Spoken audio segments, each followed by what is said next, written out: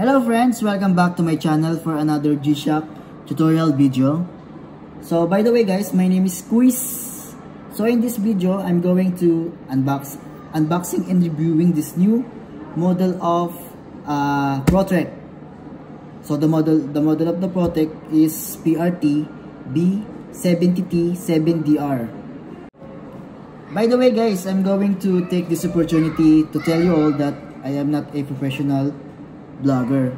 I'm doing this just only for sharing my knowledge regarding G-Shock Casio. No hate, no bash, just spread love. Thank you so much. So let's get started in 1, 2, 3, let's go. Hello friends, so this is our watch, ProTrek Casio. Buksan na natin, let's open it. So we have here photo of ProTrek, which is step counter, digital compass, barometer, and altimeter guys. So module number is 5602. This is the user guide.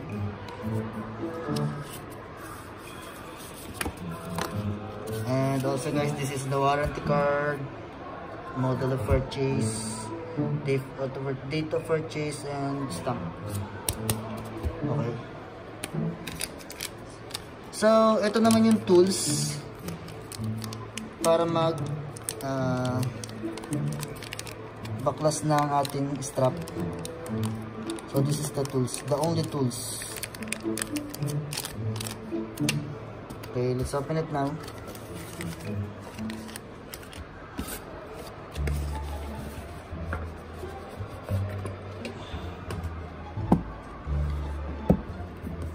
This is the box of ProTrek guys.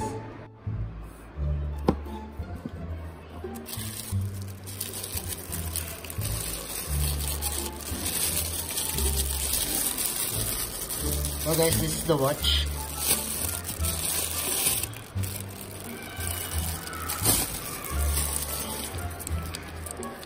So let's remove this.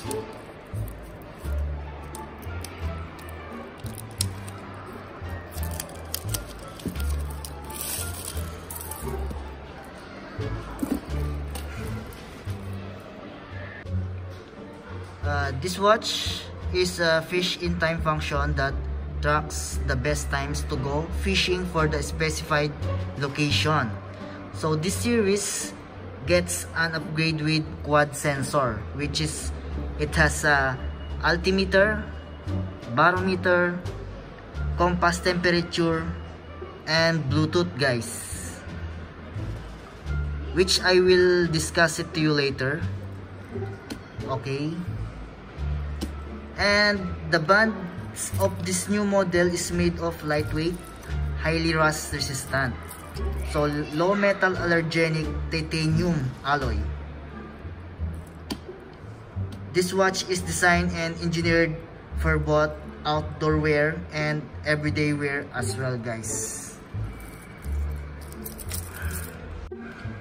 Okay, date release of this watch was last March 20, 2020. Yeah. So the price of this watch is 128 KD. If you convert in Philippine money, which is 21,120 guys, pesos. Okay, size of case 57.5, the width.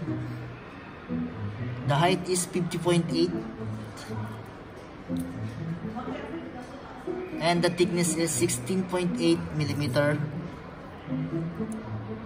Total weight guys is 103 grams.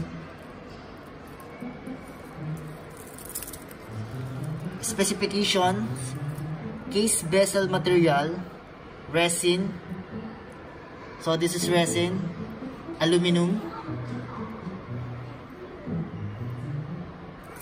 one touch 3-fold clasp. So this is one touch, One touch, 3-fold clasp. Titanium band. So guys, this is titanium and stainless steel buckle. So this is stainless steel buckle, guys. Mineral glass. So it has also a directional bezel.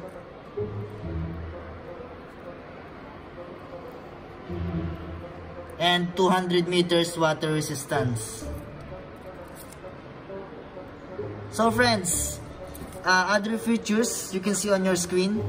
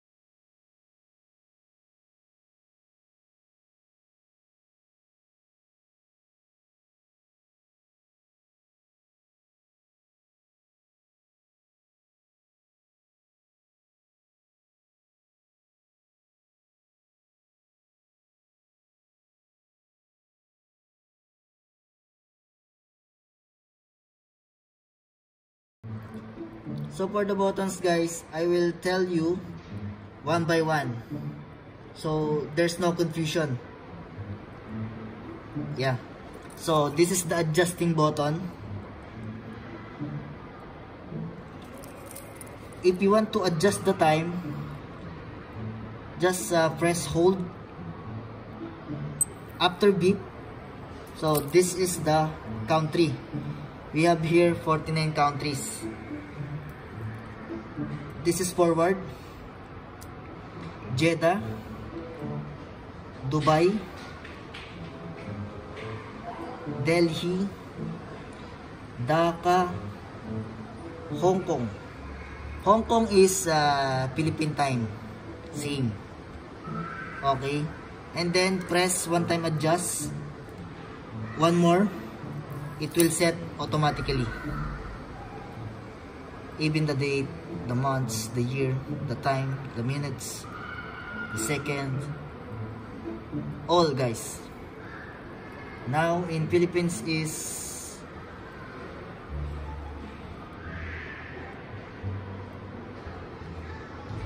(12:57). So morning now sa Pinas. Okay, that is for the setting the time. It's very easy, guys.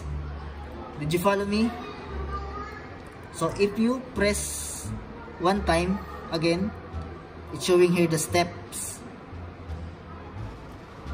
guys, for workouts. One time again, the time. So no data. Yeah. When you bought the watch brand new, it's showing here no data, the tide. If you press one time again, the fish, no data. That is, I will tell you later how to calibrate this tide and fish. Okay, one time again. So this is the timekeeping mode, which is day, months, and date. Press one time again, it's showing here the graph, the months, the time, yeah, the months and the date, sorry, and also the time by pressing one by one. See? Okay, that is changing for the graph. Okay, we are done here for the adjust button. let's go here to the mode button. So mode button, we have here altimeter. Altimeter is for hikings, the heights. Showing here the graph and 97 meter here. Okay. Nasa second floor tayo ngayon, guys. Temperature, so degree Celsius, 27.8 degrees Celsius temperature. One time again, tide, so no data. I will discuss it later. Stopwatch, so stopwatch, how to use the stopwatch, guys. This is the forward button or start. Press this start or forward button, it will count. If you want to stop, press stop button again to stop, and reset this button. This is compass button or backward. Press this button, it will come back to 0. That is stopwatch. Okay. Timer. Okay, timer, same procedure of adjusting the time, guys.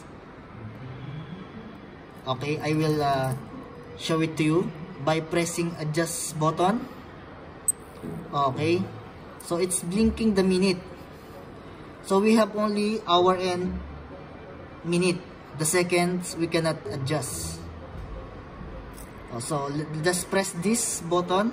Okay, just only 1 minute. This forward button or start button, this, guys, and then press one time adjust, and then press one time this start, so it will count downward.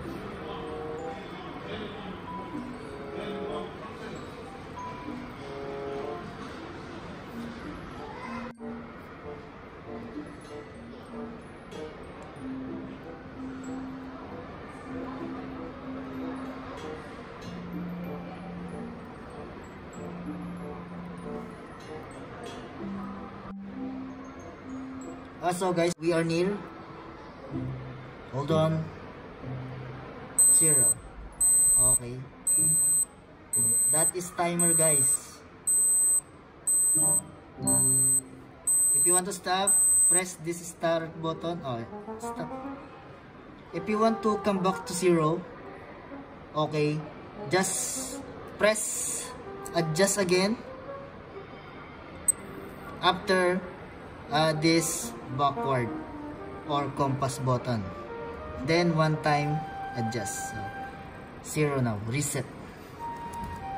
Okay, mode again. For alarm, we have 1, 2, 3, 4, 5 alarms and 1 SIG, hourly time signal. If you on this one, if you on this SIG, it will beep every hour. Okay, so it's like 6 alarms. World time, so we have here 49 countries. You can see the time of any country. World time, so this is Paris, 7:03. Athens, what time is it? 8. Jeddah, Kuwait time, which is 8. Tehran, 9:33. So that is world time, guys. 49 countries you can see here. And normal timekeeping. Okay, so that is normal timekeeping. Now it's 1:03 morning in the Philippines. Okay, we're done for 2 buttons. So this is compass button here. So it's showing here the digital is northwest. North, so this is north, so I will adjust this indicator bezel. That is north, guys. North, northeast. Okay,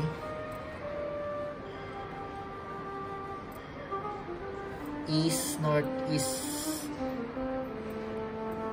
east, southeast. That is compass.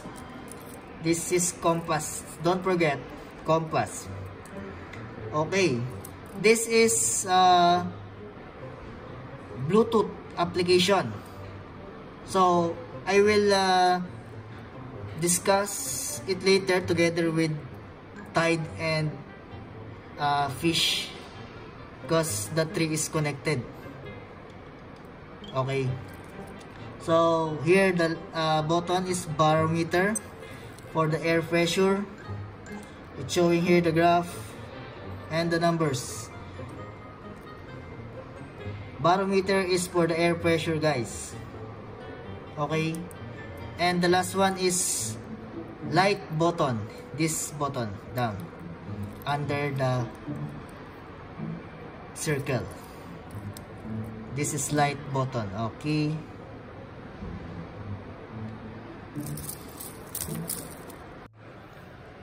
So we are going to connecting the watch to our mobile to update our Tide fish mode, guys. So this is the first step, guys. So I will show it to you.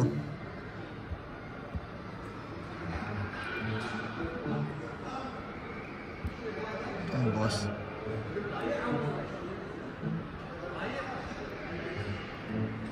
Okay, first thing you do is to guys is to open the ProTrack application.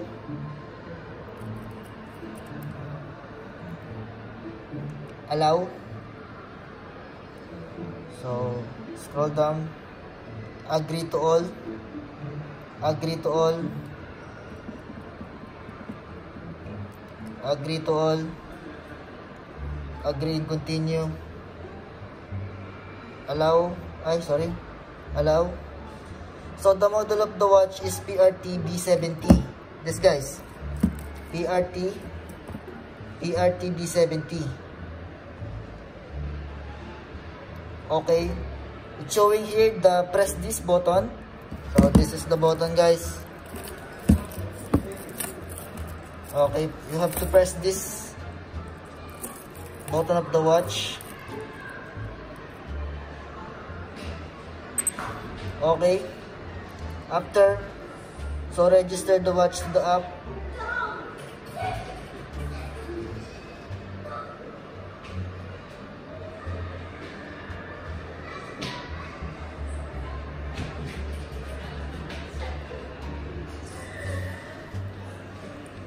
The time zone data was updated. So here, expand your watch, guide, fish, step tracker, world time utility. By the way, guys, so my time here on my mobile 8:54, so it will synchronize to the watch. Everything, guys. But you cannot receive, guys, you cannot receive calls, just only through application.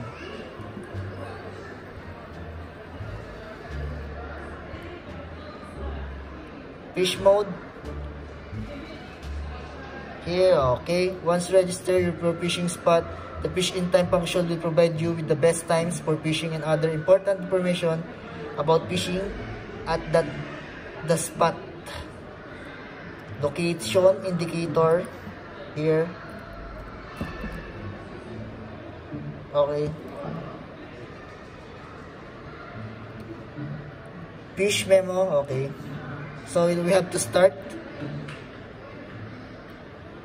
So this is your information, personal data, biometric pressure, temperature, height, the format, guys. This is the format for barometer, altitude, temperature, height, weight, kilograms. So setting to the watch.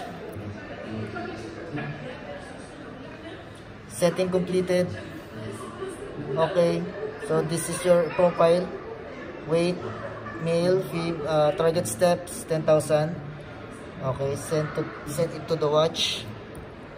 Setting completed. For fish in time and similar values recorded by this function, you need to first register the fish point where you will be fishing or engaging in similar activities. Do you want to register fish point? Okay. Okay. So this is the fish point location. So we try to Kuwait City. Kuwait City here.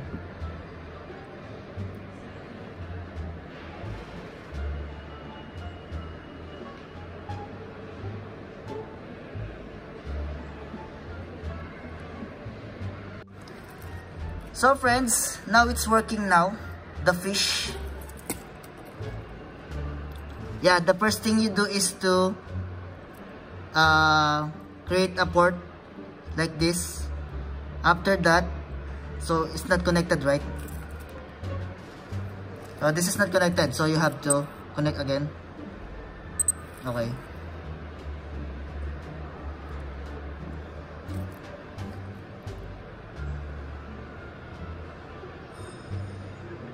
You have to register or create a port. Okay. Now, fishing point. So here, I created one fishing time.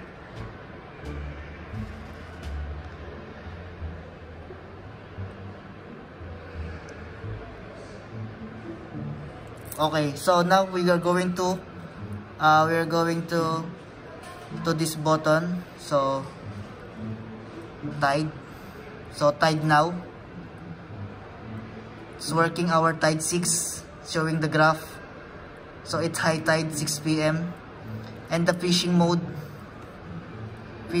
now, it's 5:20 p.m. so we have more fish coming out. Okay, so now the tide and fish mode are working now. If you go here in the mode button, we have tide also here, temperature, fishing.